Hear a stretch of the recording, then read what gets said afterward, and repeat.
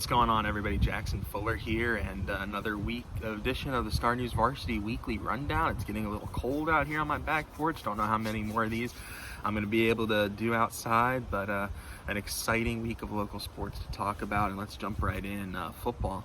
We had a huge game, the biggest game of the season so far. New Hanover hosting West Brunswick on Friday night, and the Wildcats came away with a 28-7 win. Impressive performance from the New Hanover, and I think the first thing that you have to point to is the defense of the Wildcats. They really showed up and played another terrific football game. West Brunswick really only had one drive of any meaningful offense, which ended in the touchdown, but otherwise they couldn't really muster much against the New Hanover defense. And offensively for New Hanover, they capitalized on West Brunswick's mistakes, and that's something that West Brunswick didn't necessarily do. When New Hanover's offense did make a couple mistakes, the Trojans weren't able to capitalize. The West Brunswick, they muffed two punts that gave New Hanover great field position inside the 10-yard line. New Hanover scored both times, and then there were two big plays on offense: a Mackay Stanley 55-yard run, which eventually set up a touchdown pass from Chase Nixon to Aiden Brady, and then a 43-yard touchdown from Chase Nixon to Jaheen Marshall.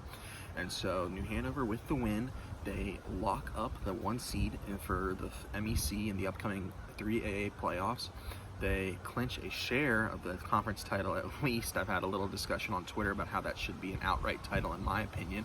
The MEC is going to acknowledge two champions if New Hanover were to lose to Hoggard next week and West Brunswick were to win and they have the same record.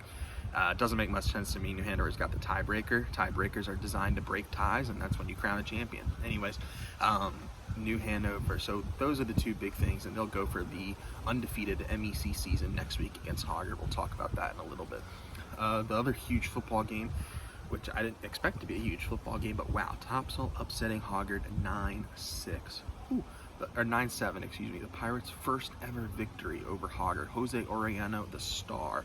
An interception return for a touchdown, and then makes a game-winning field goal as time expired. The second straight year, Jose Orellano has a game-winning kick as time expires against a big Wilmington 4A public high school.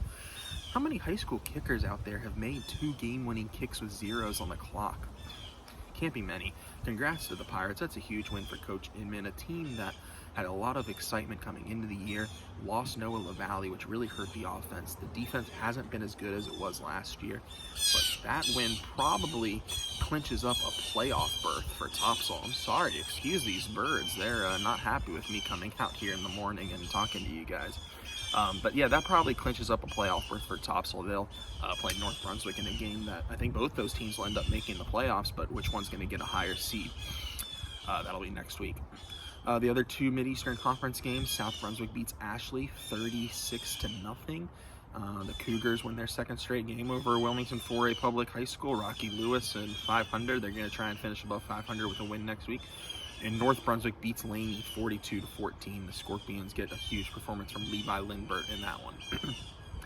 Other sports, it was a really crazy week with the other sports in the area this week, but we had a couple seasons come to an end. In volleyball, Hoggard made the deepest run of all of our teams. They lost to three-time defending state champions Green Hope on Saturday in a sweep. The Vikings had an incredible season. I personally think they were ahead of schedule. I don't think that this team expected to be this good this year, but they got to the quarterfinals for the first time since 2014. Stars like Martin Main Rangel, Ayla Johnson, Olivia Britt, Gracie Sistrunk, they're all coming back next year. Next year's team's got a shot to do even better than they did this year. So congrats to Hoggard on a great year. Ashley went out in the second round against Broughton. Topsail went out in the second round against Southern Alamance, I believe. So Pender went out in the second round against Perklemans. Volleyball, no more volleyball in the area. All the teams are out. But still some great seasons, especially from the likes of Hoggard, Ashley, Topsail, Pender, and Coastal Christian in the private school ranks. Boys soccer-wise, New Hanover 2-1 winners over Hoggard on Thursday to clinch the MEC championship. The Wildcats, a very strange team for me this year. As you guys know, I'm a soccer nut. I got a soccer hoodie on, a soccer hat on my head. And the Wildcats just are so good in the midfield with Tennyson Winneck. And they can dominate possession at times, but they struggle finding the back of the net from open play. But they find the back of the net enough off other ways like Griffith Ware and long throw-ins and a Selden Baldwin PK.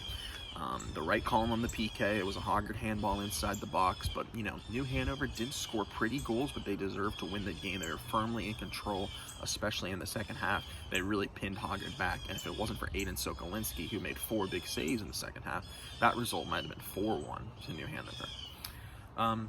So the soccer playoff brackets are going to come out on Monday, and be sure you're checking StarNewsVarsity.com to see where our local schools are matched up. New Hanover and Hoggard are definitely going to be home for a game at least. Hoggard will probably get a bye. They're going to be the number 1 seed from the 4A.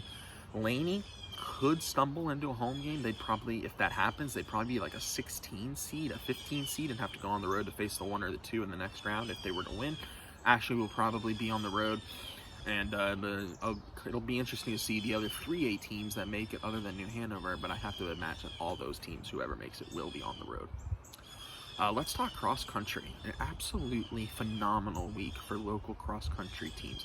Let's start in the 3A. Caitlin Obremski, she's been the best runner all year here this year, wins the 3A East Regional, and Topsail finishes second. Topsail was the 4th best team in the Mid-Eastern Conference, and they finished second among the 3A East Regional teams across the state. They're going to race in the state championships next week. Congratulations to Topsail. Also in the 3A, really notable performance from South Brunswick, Jack Pfeiffer, who finished 3rd in the 3A East Regional. He'll be running next week at the state championships. But remember, Topsail, the 4th best team in the Mid-Eastern. So there are 3 better teams in the Mid-Eastern Conference. They all run in 4A, and good gosh, they all shined this weekend. Hoggard, the team champion at the NCHSA 4A East Regional. The Vikings are young. I think they've only got 1 senior, a lot of freshmen and sophomores that account for their scores, and led by Molly Parker this week, who finished 4th place. So the Vikings win the East Regional. They're going to try and win a state championship next week, and they've got to be one of the favorites after winning the regional. But that wasn't the only team that shined. Laney finished in 2nd place behind a 3rd place finish from Olivia Buffalini. And Ashley finished in 4th place behind the best runner of the 4A East girls, which was Paxton Chitty, who finished in 2nd place, set a new personal record, and she's hoping to finish inside the top 5, top 10 at the state championships next week. Certainly possible for Miss Chitty. Best of luck to all our runners who will be competing in the state championship next Saturday. And I have to mention on the boys' side of the 4A, Luke Scasheri, who's been the best boys runner all year, finished in the top 10 with a 10th place finish, and he will qualify for the state championships next week, as does the Hoggard boys team, who finished 4th as a unit. A lot of runners I'm going to have to be paying attention to next Saturday. It's going to be a fun Saturday with some high school soccer playoff games home, and some runners to keep an eye on at the state championship. As far as looking to next week, kind of just touched on it with the high school soccer playoffs and the cross-country state championships. New Hanover Hoggard football, that's the big one in the area every year. Doesn't have nearly the same stakes as it normally does. No matter who wins that game, nothing's going to change in terms of playoff seeding. The Vikings are going to be the 1 seed in the 4A. New Hanover is going to be the 1 seed in the 3A. I guess Hoggard could play spoiler role and force New Hanover to share the conference title with West Brunswick, even though they beat the Trojans. And a West Brunswick assistant coach reached out to me on Twitter and said, nope, we wouldn't really consider ourselves champions. They beat us head to head. That's football. But it'll be interesting. Dylan Dimmick's first game back at Hoggard, coming to Shipyard, the longtime offensive coordinator over there, still great friends with Craig Underwood, and New Hanover's got to be favored, but that Hoggard defense didn't give up a point against Topsail until Ariana's game-winning field goal as time expired, because the other touchdown came off on the defensive end for the Pirates. So it's a stiff test for the New Hanover offense, who didn't exactly play lights out against West Brunswick, but they made enough plays to win. Going to have to try and do the same thing against a very good Hoggard defense, and the Hoggard offense, who's struggled all season, only completed 2 passes last week against Topsail, will have to go up against a very stingy New Hanover defense. So that's the game I'll be covering at. That'll be Friday night. That game right now, Friday, not looking like the best weather. High of 50, I think. Rain in the forecast, so we'll see if that stays Friday night. Of course, it's Wilmington weather. Anything can change. So be following along as always. Twitter at StarNewsVarsity, Facebook.com/StarNewsVarsity. I just want to thank you guys, all you fans out there who are fall sports fans, who maybe your season's come to an end, who have watched this throughout the fall. We've gotten such good feedback on these videos, people constantly watching them. I think last year, our sports videos only got like 30, 40 views. I mean, sometimes we're getting up into the 200 views with some of the videos we do. This one averages about 100 or so. thank you so much for watching and your support. If you're not a subscriber, please do so. Please subscribe to the Star News. It means a lot to us that we continue to produce good content, and we love when you guys get to read it. So everyone have a great rest of your weekend. Have an enjoyable week. Enjoy this weather. I love hoodie season, favorite season of the year.